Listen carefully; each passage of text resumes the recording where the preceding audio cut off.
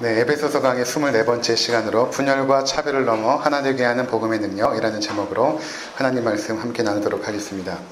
오늘 본문을 보면 계속해서 등장하는 단어가 있는데 그 중에 하나가 비밀이라는 단어입니다. 비밀. 3절에 먼저 보시면 곧 계시로 내게 비밀을 알게 하신 것은, 그렇게 말하고 있죠. 곧 계시로 내게 비밀을 알게 하신 것은. 또 4절을 보시면 그것을 읽으면 내가 그리스도의 비밀을 깨달은 것을 너희가 알 수 있으리라. 3절에 말한 그 비밀이 무엇인가? 바로 그리스도의 비밀이구나 라는 것을 알 수 있습니다. 또 9절에 보시면 영원부터 만물을 창조하신 하나님 속에 감춰졌던 비밀의 경륜이, 이렇게 말하고 있습니다. 경륜은 옛날 말인데 계획이라고 이해하시면 됩니다. 하나님께서 그분의 역사를 끌어가실 때에 하나님이 역사 가운데, 시공간 가운데 역사하셔서 그분께서 이루고자 하시는 목적을 이루어 가거든요. 그 모든 과정을 경륜이라고 말합니다. 그러니까 경영, 이런 뜻입니다. 하나님께서 감춰졌던 그 비밀, 우리 안에 행하고자 하는 그 비밀이 있는데 그것들을 이 역사 가운데서, 시간과 공간 가운데서 우리 삶 가운데 임재하시고 그것들을 이루어 가신다 라는 내용으로 비밀이라는 단어가 함께 붙어져 있습니다. 이 비밀이라는 단어는 원어로 보면 뮤스테리온 이렇게 말하는데 감춰져 있는 하나님의 뜻, 신비스러운 그분의 뜻, 이런 의미가 있습니다. 왜 복음을 비밀이라고 했을까? 그 당시 그 에베소 지역은 전에도 잠깐 말씀드렸지만 굉장히 종교적으로 다원주의화 되었던 그 도시였습니다. 혹시 여러분들이 터키나 유럽 쪽에 여행 가시면 에베소 지역에 여행을 가게 되는데, 터키 여행하면 항상 이곳을 들리는데 수많은 신전들이 있는 곳을 보게 될 것입니다. 굉장히 경제가 잘 돌아가고 많은 사람들이 에베소 지역을 중심으로 상업활동을 했던 그런 상업의 도시였죠. 그런 어떤 돈이 오고 가는 지역에 보통 어떤 그 신전들이 많이 있게 됩니다. 아무래도 그렇지 않겠습니까? 저도 예전에 그 분당 지역에서 사역을 할 때 보면 사업하시는 분들이 굉장히 많은데 이분들이 특징이 뭐냐면 한 번에 무너질 수 있기 때문에, 또 대박이 나기도 하지만 한 번에 무너질 수도 있으니까 하나님에 대한 그런 어떤 그 신뢰들이 조금 다른 사람하고는 남다르더라고요. 또 사업을 함에 있어서. 마찬가지로 에베소 지역도 그런 상업도시였으므로 많은 사람들이 어떤 종교적인 그런 열정들이 있었던 거죠. 물론 그들이 하나님을 알았던 건 아니고 자기들이 믿고 싶어하는 우상들을 섬기는 우상 신전들이 많이 있었고, 그 중에 대표적인 신전이 다곤 신전이 있었던 것입니다. 그 다곤 신전을 중심으로 수많은 종교들의 활동들이 있었는데, 그 종교적인 활동을 하다 보면 어떤 것이 있냐면 그들 가운데 비밀스러운 제의 활동이 있었습니다. 비밀스럽게 모여서 어떠한 그 예법들을 행하기도 하고, 또 그 종교만의 특별한 비밀스러운 어떤 지식들을 공유하게 되었거든요. 그 종교에 입문하게 되면 그런 어떤 지식이라든가 그런 제의 활동을 그들이 뭐라고 불렀냐면 미스테리온, 이렇게 불렀던 것입니다. 근데 바울이 미스테리온이라는 단어를 사용해서 우리 가운데 복음의 성격을 설명하고 있는 것입니다. 복음이라는 것은 그냥 아무나 듣고 이해할 수 있는 것이 아니고 하나님께서 택정하신 그분의 자녀들에게만 이 비밀이 열리기 때문에 바울은 특별히 이것을 복음의 비밀이다, 이렇게 말하고 싶었던 것입니다. 그렇다면 어떻게 하나님께서 이 비밀을 우리 가운데 알리시는가? 먼저 5절을 한번 보시게 되면 이제 그의 거룩한 사도들과 선지자들에게 성령으로 나타내신 것 같이, 이렇게 말하고 있죠. 네. 그러니까 이 비밀은 그냥 알고 싶다고 해서 또는 공부해서 알려지는 것이 아니라, 성경을 많이 공부한다고 해서 이 비밀이 이해되어지고 깨달아지는 것이 아니라 성령님께서 그동안은 사도들과 선지자들에게 이 비밀을 알려주셨거든요. 마찬가지로 성령께서 우리 각 사람 마음 가운데 임하여서 우리의 어두운 눈을 열어주시고 닫혔던 마음을 열어주셔야만 이 비밀이 깨달아진다는 것입니다. 에베소서 1장 8절과 9절 우리 함께 보고 오도록 하겠습니다. 이는 그가 모든 지혜와 총명을 우리에게 넘치게 하사 그 뜻의 비밀을 우리에게 알리신 것이요. 하나님께서 우리에게 비밀을 알려주셨다는 것입니다. 어떻게 알려주셨는가? 하나님께서 우리 가운데 지혜를 주시고 총명을 주셔서. 그러니까 하나님이 지혜, 여기서 지혜와 총명은 어떤 이해력을 말하거든요. 그리고 통찰력을 말합니다. 어떤 하나님의 말씀에 대한 이해력과 통찰력을 우리 가운데 주시지 않으면 이 비밀은 영원히 닫혀 있는데, 성령께서 우리 가운데 찾아오셔서 이해력을 주시고 통찰력을 주셔서 그 말씀을 깨닫게 하신다는 것입니다. 또 에베소서 1장 17절과 18절입니다. 우리 주 예수 그리스도의 하나님 영광의 아버지께서 지혜와 계시의 영을 너에게 주사 하나님을 알게 하시고 너희 마음의 눈을 밝히사 그의 부르심의 소망이 무엇이며 성도 안에서 그 기업의 영광의 풍성함이 무엇이며. 여기 보니까 영광의 아버지께서, 우리 하나님께서 지혜와 계시의 영, 지혜와 계시의 영이 무엇입니까? 성령님입니다. 성령님께서 우리 가운데 임재하시면 지혜를 주시고 그 기록된 말씀, 그 계시의 말씀을 깨닫게 하시는데 그때 하나님을 알게 된다라는 것입니다. 뿐만 아니라 18절에는 우리의 마음의 눈을 밝히사. 마음의 눈이 어디 있겠습니까?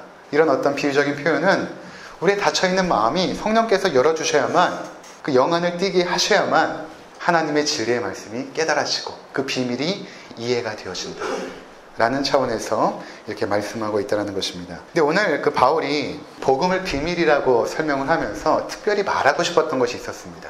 이 비밀에 대한 그 부분들에 있어서 말하고 싶었던 것이 있었습니다. 그것이 무엇인가 하면 이 복음에 들어있는 이 놀라운 비밀 중에 하나는 너희가 성령께서 너희 가운데 임해서 그 복음의 비밀을 알게 되면 그 복음의 비밀을 알게 된 사람들이 함께 모여서 한 형제와 자매를 이룬다라는 사실을 바울은 오늘 말하고 싶었던 것입니다. 이것은 굉장히 혁명적인 이야기거든요. 그 당시에 유대인과 이방인들은 서로 상종하지 않았습니다. 유대인들은 이방인들을 굉장히 혐오하기까지 하고, 예수님 시대에도 보면 이방 여인이 예수님께 와서 병 고쳐달라고 요구할 때 그들을 개취급했거든요. 이렇게 말할 정도로 유대인들에게 이방인들과 하나가 되어주고 저들과 함께 하나님을 섬긴다라는 것은 있을 수가 없는 일이었습니다. 근데 바울은 오늘 어떤 말씀을 하고 싶었냐 하면 너희가 그 복음의 비밀을 알게 되었다면 이방인이나 유대인이나 차별 없이 너희가 하나로, 한 형제요 한 자매로 하나님의 가족이 되고 그분의 소유된 백성이 되었다라고 오늘 말씀하고 있는 것입니다. 자, 6절을 한번 보시기 바랍니다. 6절. 이는 이방인들이 복음으로 말미암아 그리스도 예수 안에서 함께 상속자가 되고 함께 지체가 되고 함께 약속에 참여하는 자가 됨이라. 이방인들이 복음으로 말미암아 이제는 그리스도 안에서 함께, 누구와 함께? 유대인들과 함께 상속자가 되고 함께 지체가 되고 함께 약속에 참여하는 자가 되었다. 이렇게 말하고 있는 것입니다. 원래는 이것이 불가능했거든요. 그래서 에베소서 2장 12절 말씀을 한번 보시면 그때 너희는 그리스도 밖에 있었고 이스라엘 나라 밖의 사람이라 약속의 언약들에 대하여는 외인이요 세상에서 소망이었고 하나님도 없는 자이더니. 전혀 너희들은 그리스도와 상관이 없었던 자들이다. 소망도 없는 자들이고 하나님의 언약의 백성이 될 수 없었던, 그 바깥에 있었던 그러한 너희들이었다. 이렇게 말하고 있습니다. 그런 너희가 이제는 한 형제와 자매가 되었다 라고 말하고 있는 것이죠. 하나님과 죄인 사이에 막혔던 죄의 담이 무너지고 나니까 이제는 민족과 문화의 경계가 허물어지고 그리스도를 믿는 모든 자들이 함께 상속자가 되고 함께 지체가 되고 함께 약속에 참여하는 자가 되었다 라는 것입니다. 그래서 6절에 함께라는 단어를 반복해서 쓰죠. 한 번만 써도 될 걸 함께 라고 말하고 있는 것입니다. 무엇을 상속받은 것인가? 하나님 나라의 모든 풍성함들, 상속이라는 개념은 부모와 자녀 가운데 이루어지는 개념이거든요. 하나님이 우리의 아버지가 되시고 우리가 그분의 자녀가 되어졌는데, 그래서 하나님 나라의 모든 풍성함이 우리의 것이 된 것입니다. 그 모든 것들은 유대인만 누리는 것이 아니라 이방인들도, 하나님을 믿는 모든, 그리스도를 믿는 모든 백성들은 함께 하나님을 아버지라고 부르며 그분의 모든 유산들을 함께 상속을 받게 되었다. 지체가 되었다라는 것은 이제는 한 몸이 되었다라는 것입니다. 예수 그리스도를 머리로 한 몸의 각 부분을 이루고 있다라는 것이죠.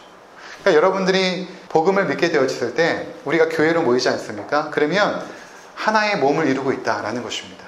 어떤 사람은 손가락으로서, 어떤 사람들은 발가락으로서, 어떤 분은 눈으로서, 어떤 분은 입으로서 그리스도를 머리로 둔 각 지체로서의 한 몸을 이룬 그러한 존재가 되었다라고 말하고 있는 것이죠. 마지막으로는 함께 언약, 약속을 받게 되었는데 그것은 하나님께서 우리에게 주고자 하시는 모든 하나님 나라의 풍성한 것들을 약속으로 주셨거든요. 약속으로 주셨다는 것은 아직 임하고 있지 않았지만 그것은 반드시 임할 것이라는 확신을 말하고 있는 것입니다. 그것들을 우리가 누리게 되었다라고 말하고 있는 것입니다. 여러분, 복음은 그의 백성들을 하나가 되게 합니다. 죄의 역사는 분리의 역사입니다. 죄가 들어오면 자꾸 분리를 시키죠. 죄는 하나님과 우리 사이를 분리시켰고 이웃과 우리 사이를 분리시켰습니다. 그리고 죄가 들어오면 내가 내 자신으로부터도 소외가 됩니다. 그게 이제 정신병 아닙니까? 분리가 되어줍니다. 죄가 그렇다면 복음의 역사는 무엇인가 하면 연합을 시킵니다. 하나님과 우리 사이에 막혔던 담을 허물고 연합을 시키고 이웃과의 막혔던 담을 허물고 그들과 하나가 되게 합니다. 세상에는 차별이 존재하죠. 인정하고 싶지 않지만 이 한국 사회에도 엄연히 차별이 존재합니다. 계급이 있습니다. 보이지 않는 계급이 눈에 보입니다. 또 차별적인 인식이 자리 잡고 있죠. 저는 뉴스를 보니까 분양 아파트 부모님들이 이제 임대 아파트하고 이제 붙어 있는데 여기 이제 담벼락을 친 겁니다. 서로 넘나들지 못하도록. 그래가지고 임대 아파트 아이들이 멀리 돌아서 학교를 가야 되는. 그래서 이 담을 좀 허물어 달라 요청하는데 분양받은 아파트 주민들은 결코 용납하지 않는 것입니다. 너희들과 우리는 분리되어졌고 너희와 우리는 달라. 너희는 임대 아파트에 살지만 우리는 분양 아파트에서. 이런 인식들이 우리 가운데 있다는 것입니다. 그게 죄의 영향력이거든요. 분리와 차별. 죄의 영향력입니다. 정규 직원과 비정규 직원이 분리되고 차별이 엄연히 있습니다. 지역 간에도 분리와 차별이 존재하지 않습니까? 이것들을 일부러 조장하여 그것에 대한 유익을 얻는 사람들도 많이 있습니다. 학력에 대한 차별도 엄연히 존재합니다. 비행기만 타도 분리와 차별을 느낄 수가 있습니다. 딱 비행기 들어가면 퍼스트 클래스가 있고 비즈니스석이 있고 이코노미석이 있고 전 한 번도 앞으로 가본 적이 없지만 있지 않습니까? 2015년부터 수저 계급론이 등장했습니다. 금수저, 은수저를 들먹어가며 부모의 자산과 소득 수준에 따라서 우리 자녀들의 삶이 결정된다라는 그런 이야기들이 계속해서 언급되고 있지 않습니까? 태어날 때부터 너희들 인생의 클래스가 결정이 되었다. 그 클래스는 부모의 소득 수준에 따라서, 부모의 능력에 따라서 자녀들의 인생이 결정된다는, 그 클래스가 결정된다라는 이 수저 계급론. 이것이 엄연한 현실인 것입니다. 세상 사람들은 분리하고 차별하죠. 그리고 저마다 좀 더 높은 상위의 클래스에 들어서기 위해서 치열하게 경쟁하고 싸워나갑니다. 근데 바울이 살고 있었던 이 서신서가 전달되었던 1세기도 마찬가지였습니다. 오히려 지금보다 더 분열과 차별이 심각했습니다. 여자와 남자, 그리고 상정과 종, 권력자와 그리고 시민, 귀족과 평민, 가난한 자와 부한 자, 그것들이 뚜렷이 구분되던 시대였습니다.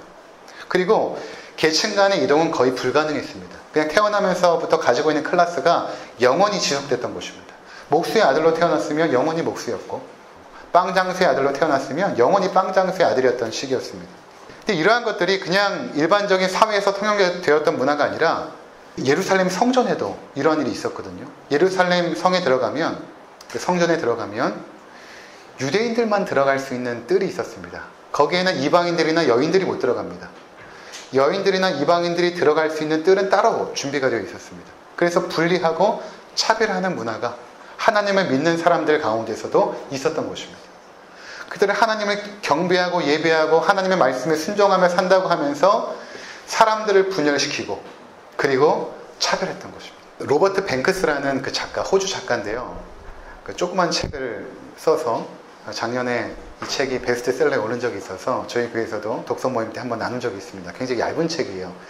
그러니까 이 로버트 뱅크스가 1세기에 그 예배하는 문화들이 어땠는지, 예배하는 모습이 어땠는지를 그 당시에 문헌이나 고고학적인 자료들을 잘 연구해가지고 하나의 어떤 그림으로 표현한 것입니다. 한 세신자가 그 모임에 가서 그 세신자의 눈으로 예배가 어떻게 이루어지는가의 모습을 이제 보여주는 그런 책이었는데 그런 내용이 등장합니다. 이제 주인이 그 예배를 준비하죠. 그 당시에는 회당에서 예배도 드렸지만 보통 일반적으로 가정에서 예배를 드렸거든요. 그래서 몇 가정이 모여서 성만찬을 하고 함께 주의 말씀을 나누고 찬양하는 그런 모임들이 1세기 때 예배의 모습이었는데 먼저 오면 그 식사를 함께 나누면서 성찬을 거행하게 되거든요. 근데 그 당시 일반적인 문화는 어땠냐면 이렇게 원형 테이블에 앉았을 때 우리나라도 마찬가지지만 상석이 따로 있었습니다. 좀 신분이 높은 사람이나 권력자들이 상석에 앉고 또 그렇지 못한 사람들이 낮은 신분의 계급의 사람들이 다른 곳에 앉게 되는. 이 사람이 예배를 기다리고 있는데 그것에 상관없이 사람들이 막 자리에 앉아서 함께 식사를 하고 또 상정과 노비가 함께 대화를 하고 그 당시에는 상상할 수 없었던 일이었는데 그런 모습 속에서 충격을 받습니다. 어떻게 이러한 모임이 가능할까? 그것은 굉장히 혁명적인 일이었던 것입니다. 그 당시 예수 그리스도를 믿는 사람들이 모든 차별과 분열을 넘어서서 하나가 되는 한 형제로서의 모습을 나타냈던 것은 굉장히 혁명적인 사건이었거든요. 그 전직 대통령 중에 기독교인 몇 분이 계시죠. 그때 실제로 있었던 어떤 일화입니다. 목사님이 하신 얘기예요. 저도 설교를 쭉 준비하면서 이 이야기 듣고 참 재밌었는데, 이 목사님이 인도하는 예배에 그 전직 대통령께서 이제 현직으로 있을 때 오신 것입니다. 대통령이 딱 들어오니까 당연히 비서진들이 먼저 와가지고 목사님 앞에 이렇게 강대상에 있는데 다가와가지고 검은 양복을 차려입은 몇 분이 와가지고 이렇게 묻는 것이죠. 각하의 자리는 어디입니까? 이렇게 묻는 것입니다. 그럼 생각해보세요. 이렇게 우리가 예배드리고 있는데 대통령께서 오셨는데 그 비서진들이 와가지고 저에게 각하의 자리는 어디입니까? 그러면은 굉장히 당황스러울 거예요. 사실 목사님도 굉장히 당황했답니다. 당황해서 한참을 생각을 하고 있다가 마이크에 대고 이렇게 말했다고 합니다. 각하는 빈자리에 앉으시면 됩니다. 그렇게 대답을 했답니다. 우리가 보통 생각할 때는 가장 좋은 자리에 앉을 것 같은데 그렇지 않습니까? 기독교라는 것은 대통령이든지 아니면 뭐 아주 어렵게 사는 그런 분들이든지 상관없이 교회 안에서는 그저 형제와 자매로 하나가 되어지는 것 아니겠습니까?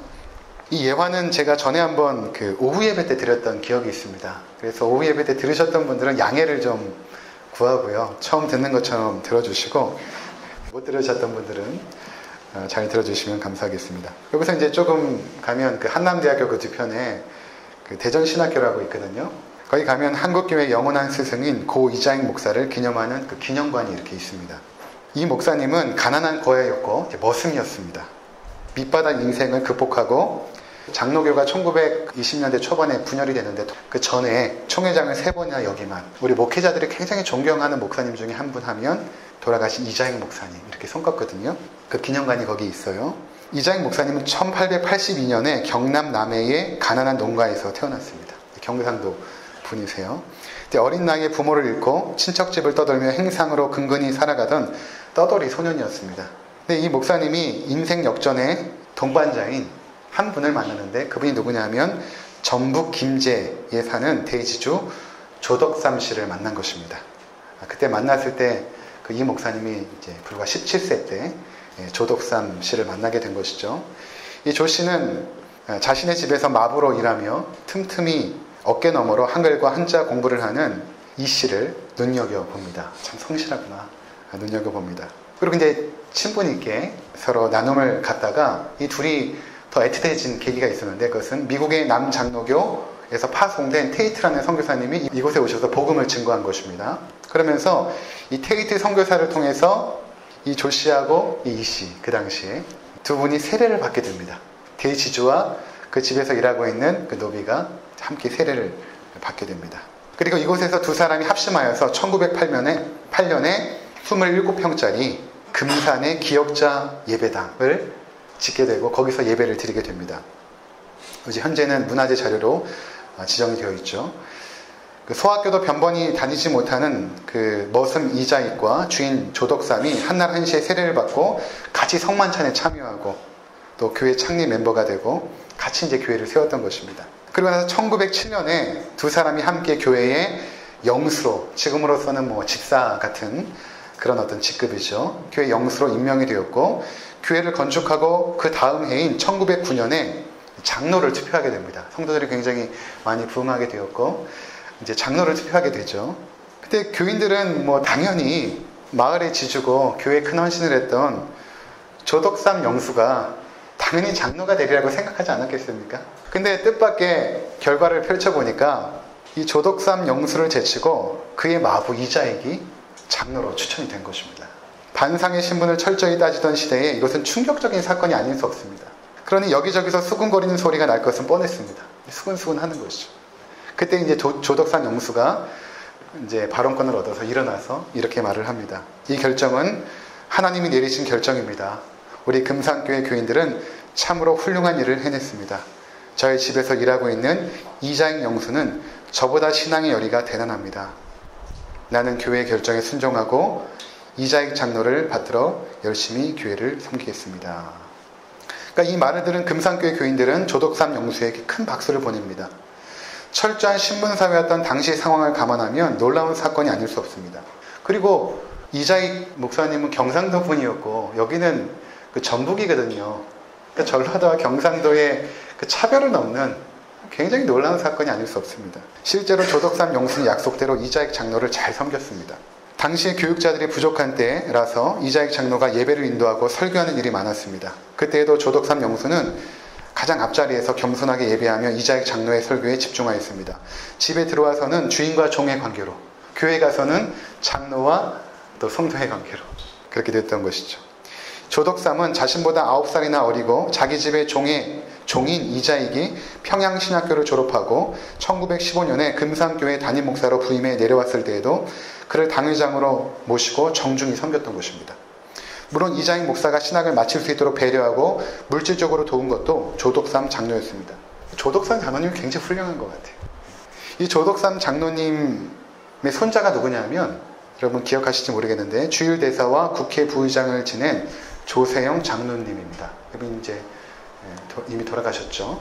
마부 이자익은 평양신학교를 졸업하고 총회장을 3번 역임했을 뿐만 아니라 장로교 통합 측의 노회장을 수차례 지냈고 20여 개의 교회를 세우고 또 제전신학교를 설립하셨죠.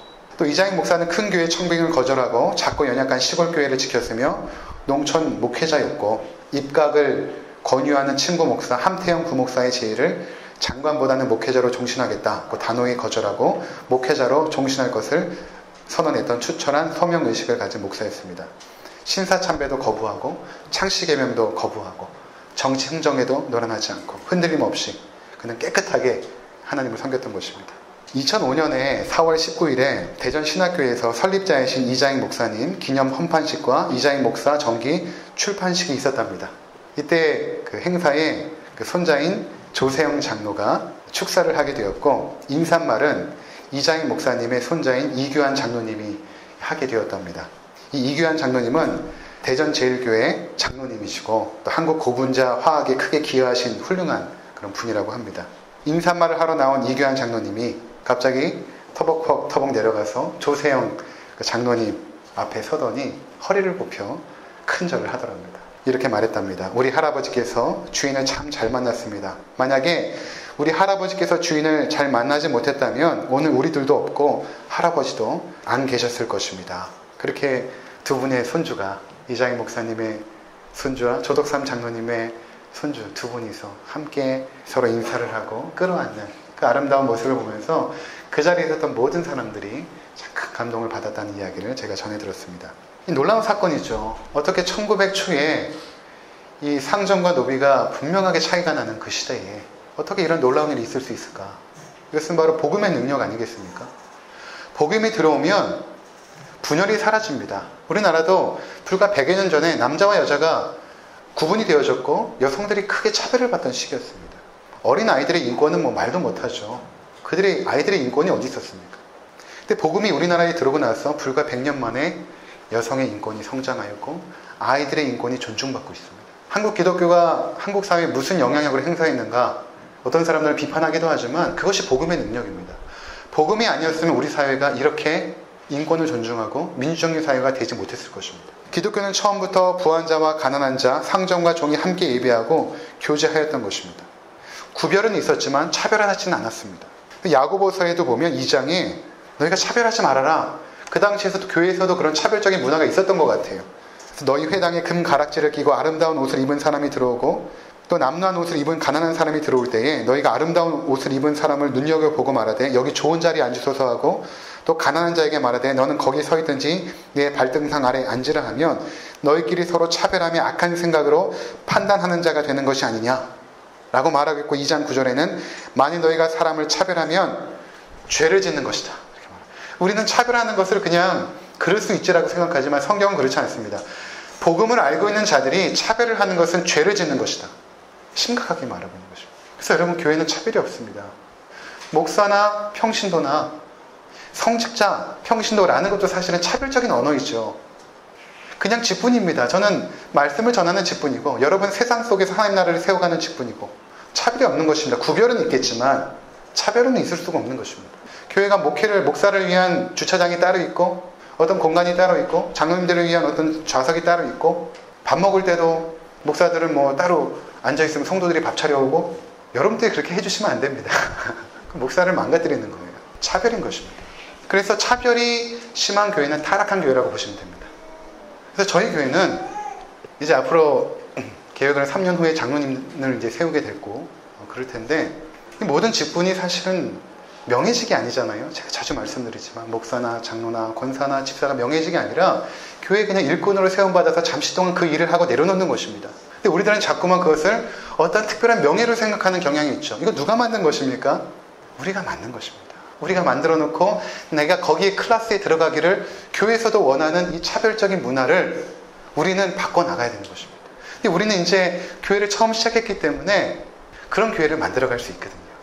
만들어갈 수 있습니다. 이제 우리는 어떤 직분자를 세워도 그들은 어떤 섬기는 직분으로, 명예직이 아니라 일꾼으로서 세움받아서 그 일을 하고 감당하고, 저도 여러분 6년 후에는 여러분 재신임 하지 않습니까? 여러분이 재신임 해주지 않으면, 과반수 이상의 저를 지지해주지 않으면 저는 언제든지 내려놓을 것입니다. 그럴 때의 교회가 분열을 넘고 차별을 넘어서 하나님의 복음에 집중할 수가 있죠. 저도 복음에 집중할 수 있고 여러분도 복음에 집중할 수가 있는 것입니다. 바라기는 이제 우리 교회도 보면 여러 가지 환경들이 다르고 학력도 다르고 살아온 배경들이 다 다릅니다. 그러나 기쁜 은혜 교회에 들어온 이상 모두가 예수 그리스도 앞에서 다 형제와 자매가 되는 것입니다. 다른 것은 없습니다. 다 형제와 자매입니다. 세상에서 여러분들이 높은 지위고 어떤 권력을 가질지 모르지만 우리 교회에 대통령이 들어와도, 각하가 들어와도 그저 형제와 자매가 되어지는 것이죠. 그런 어떤 형제로서의 인식이 있을 때 우리 가운데 풍성한 하나님 나라의 그 교제, 아름다운 사랑의 교제가 이루어지거든요. 그것들이 이루어지기를 주의 이름으로 축원을 드리는 것입니다. 여러분도 마음 가운데 복음으로 말미암아 하나님 모든 성도들을 존엄하게 대하고 존귀하게 대하고 저들을 하나님의 자녀로 사랑하는 믿음의 삶을 살게 앞서서 기도하시는 우리 모두가 되시기를 주의 이름으로 부탁을 드립니다. 기도하시겠습니다.